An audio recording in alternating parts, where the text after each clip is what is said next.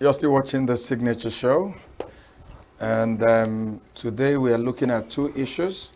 We are looking at the relationship between the crisis in a community in Enugu State, Apuke to be precise, the relationship between that community and the charge of stealing and conspiracy, which was hanging on the head of a former member of the House of Assembly, which ultimately led to his imprisonment for 7 years at the Enugu Correctional Facility.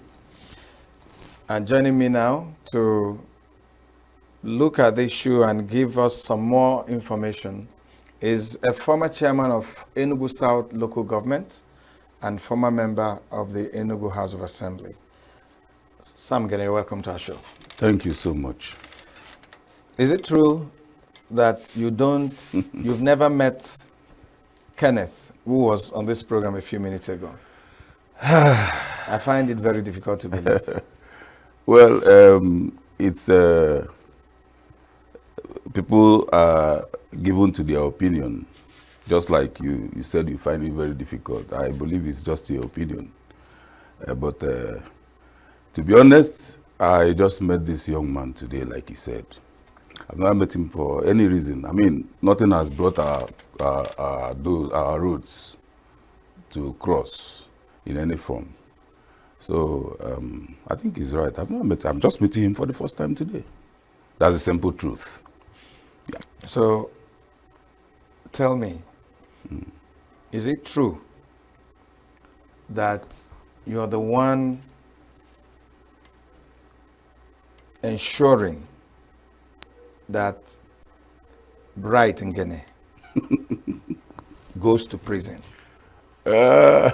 Because they said he defeated you in the first election, and then there were runoffs, and somehow you don't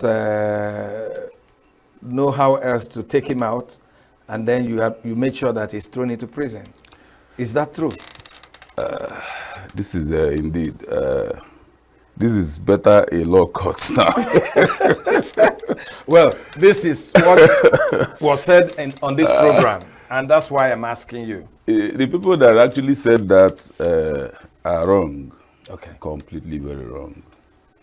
I contested the election. I've been a council chairman.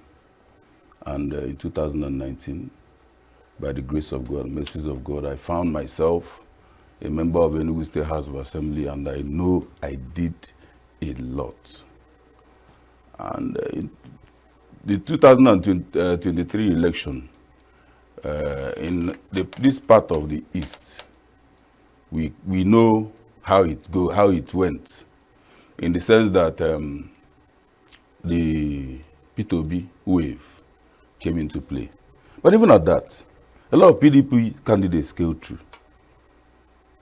But it happened that in Enugu South Urban, where I was contesting the same election, there were a lot of malpractices. And when they found out that I was also at the verge of getting to the winning point, the election was disrupted in my own ward.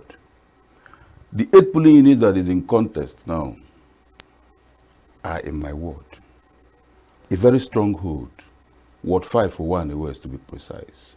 A very big stronghold for me, yes. Yeah. Because it is expected that I'm supposed to win my ward. Because I've performed. But it's also possible the wave that you talked about worked against you. I agree with you. It didn't work against me. He never did. If it did work against me, the tribunal would have seen it. Why was the election cancelled in those 8 polling units? It was because of malpractices, because people came in to disrupt my stronghold. Because they knew that the vote in Ward 5 alone was enough to make me go back to the State Assembly. What are we even talking about? All through the campaign, Let the Labour Party show me, Labour Party candidate. Come. You know that I don't want to talk about. I've always decided not to get involved in this issue. Let him come and tell the people where he campaigned. Let's see a clips. But I can send you numerous clips of my campaign. He was found nowhere. So, for me, I think this is just playing to the gallery. Let's face the fact.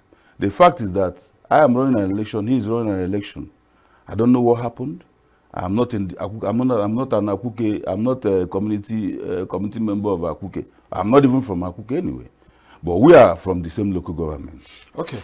I'm going to go a little back. Yep. Backwards.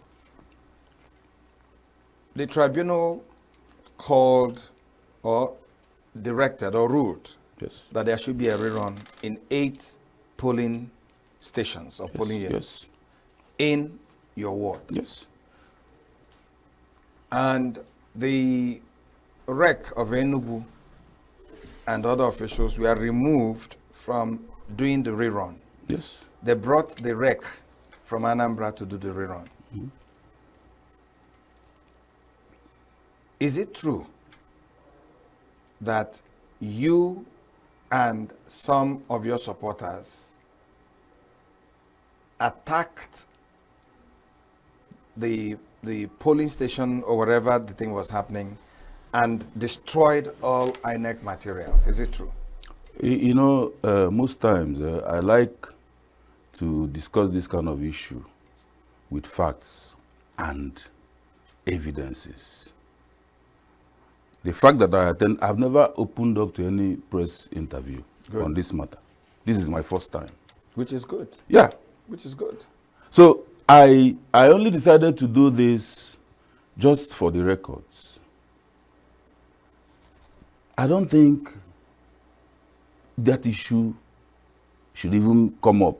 Whether if I did that, you would have seen it on all social media.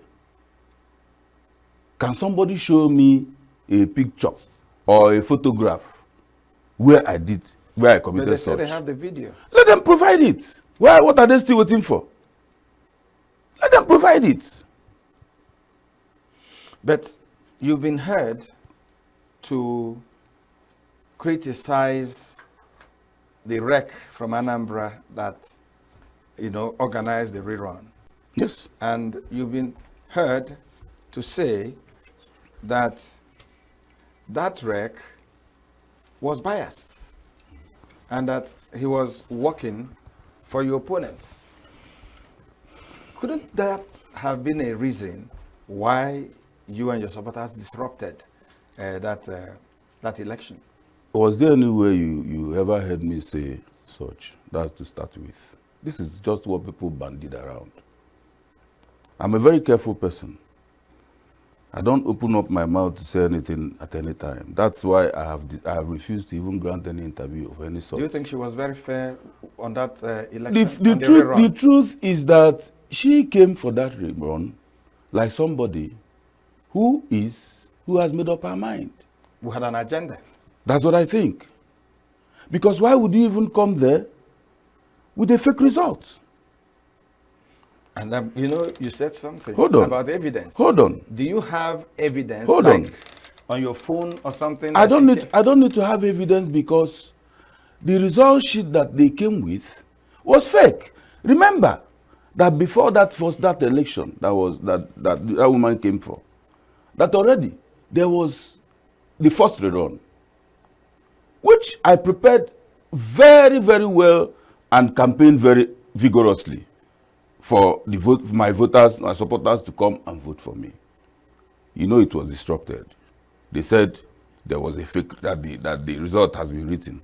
Where was the result written? How did they get that information? That's the same question I'm going to ask you, Sam. Yes. Which evidence do you have that the woman had written her own result? Or were you retaliating? No. Because they disrupted the first one. No. Disrupt the second one. I'm not in that election. If it's conducted 20 times, I will win. Of course. It's my stronghold. That's my word. That was why they came in the first place. To make sure that the first election of 2003 does not hold. And they came very, very violently. Do you have any evidence? Oh, Because yes. you talked about Oh, yes. evidence. Oh, yes. Do you have video clips? It was the evidence that made the tribunal cancel the election. I wouldn't disrupt election in my own ward. If I want to do that, I would have gone to Ward 6, where he's coming from. But they found me to my own ward. And it was written by the INEC staff that took charge of the result sheets, that they couldn't get the result because there were gunshots, because there were one or two problems. That was what they wrote in the form they filled. That was what we presented to the tribunal that brought about the cancellation of the 8 polling units. And of course, in these 8 polling units, it was as if they calculated it, has enough votes, not just collected vote, not just registered voters, but PVC collected voters. What's the number of voters in those 8 polling units? 4,257. And you lost the first election, or the declared election, by 4,000 votes. No. That one was 3,000 something, 3,700 votes. Was the margin, the difference? And I can tell you that if not for that disruption, I was already in the lead. I was already in the lead. Because how election is done is that you check where you have your stronghold and shield it. Why didn't you shield yours? Of course, will I shoot against people with gun? Will I shoot against people with instruments to kill? I won't do that. I won't do that. So it still boils down to the fact that when people are not prepared to go to election, and I can even tell you, each time they talk about this bright issue, they bring up sentiments, they whip up sentiments of that the party we don't want him to go. If Labour Party had taken time to scrutinize the candidates they were fielding, they might not have fielded him. Why? Because they should know, they should have known that he had such problem, he had such case. They should have known that. But people say that this case was almost forgotten until politics came into it. And they say because you were a former local government chairman, you were a former member, a big politician, it was easy for you to maneuver. Let me help you in your words. Look, let me be very frank with you. Okay. I'm a politician with a difference. It's not a do or die thing. I prepared for the election. I was coasting to victory. But when it happened the way it happened, I decided to go the normal and the legal way. That was why I went to the tribunal. And the tribunal found truth based on the evidence provided. And they gave out for a rerun. And I was also prepared, moving from all points, one point to the other, within the world, to make sure that day will come and I will take the position that belongs to me, the mandate that the people already almost wanted to give to me. Before we now found all those problems and issues that led to those polling booths being cancelled, including my own polling booth, was affected. So who does that? We are coming back to this conversation, but let me now come forward. What is the position of the rerun?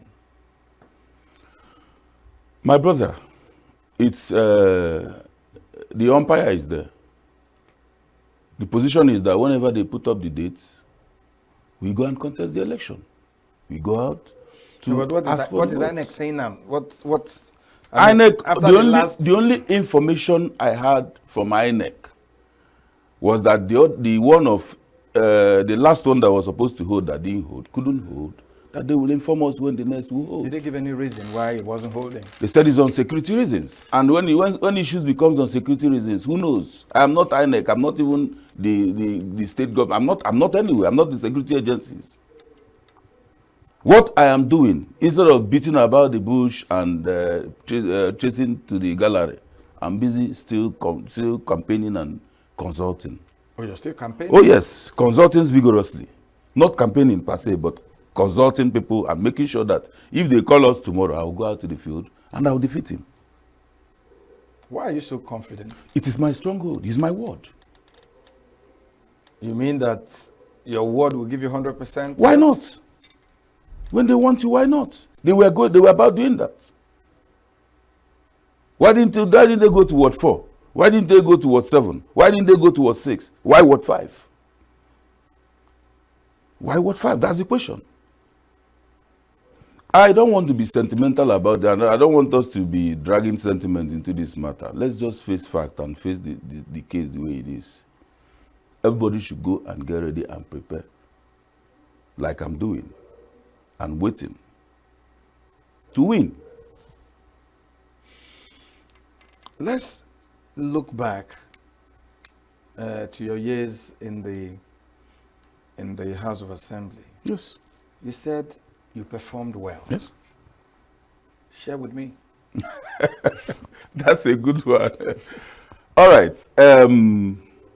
You see, governance is all about checking the pulse of the people that you govern or you represent.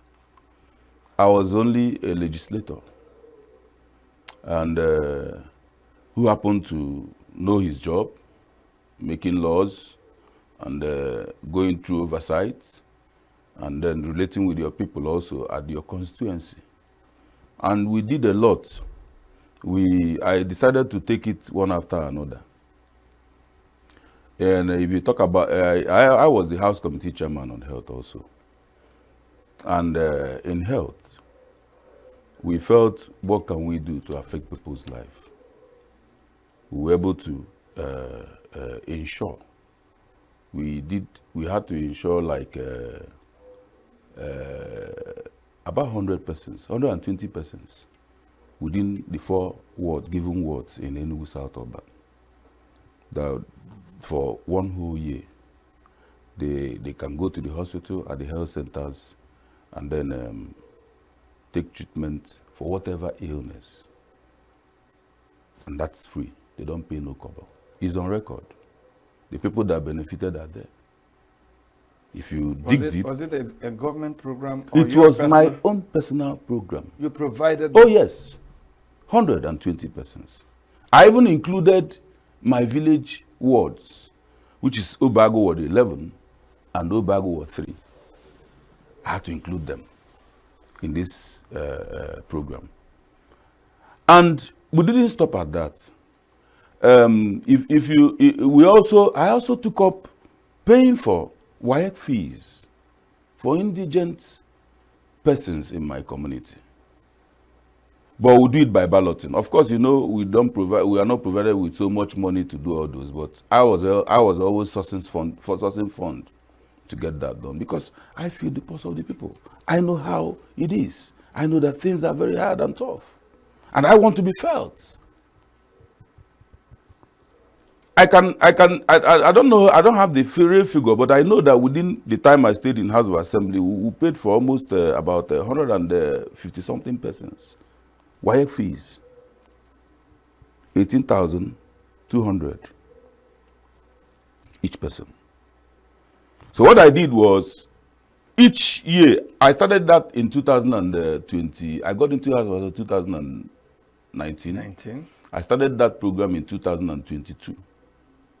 I did it in 2022. I did it in 2023. We do it by merit. People will come and fill in because it's just a limited number. You can't carry everybody. But I want to be doing it. If I don't carry you today, maybe tomorrow you'll be carried. But how we do it is by balloting. And I prepare the ballots myself. I come with it. It's not like nobody influences it. If you go into that constituency and dig deep now, you see a lot of people that benefited from that. Outside that, in Amokwe Street, I'm mentioning names. In this street that is in front of Bigard Memorial, find out, we were able to install solar lights. Because one night I passed there, because my constituency office has an adjoining road to that place. I passed there and I found out it was dark. And yes, and I decided to talk with the chairman of the neighborhood, who now said that if we do that, that would be good. We had to put street lights there, solar street lights. Okay, we're running out of time. Time is never enough. You see, I have a lot. You don't even want me to finish. You have to come and pay if you want to. Anyway, so we're running out of time, Sam. Thank you. Is it possible that you have all this confidence about winning and about all that because now you know that your opponent is in prison? Why are you saying this? Anyway, you have to say this because you're a journalist. I don't blame you. I don't have, it's not all what you think. It's not just what you said now. But my fear again is there may never be this election because he's still in prison. How are you guys going to conduct it? It's not my business. When INEC gives me dates, I'll go and run the election. Run the election. That's my own. I'm in my party, PDP, the ruling party in Enugu State. And I've performed. Does being a member of the ruling party, give you any advantage over? I'm trying to tell you that I'm trying to tell you the party where I belong. I know you're a PDP member. You didn't say that. I'm saying it to you. I'm saying it to you. You see, when we take up all these things, the truth is that every politician knows his stronghold. It's dangerous for any politician not to know where your stronghold is.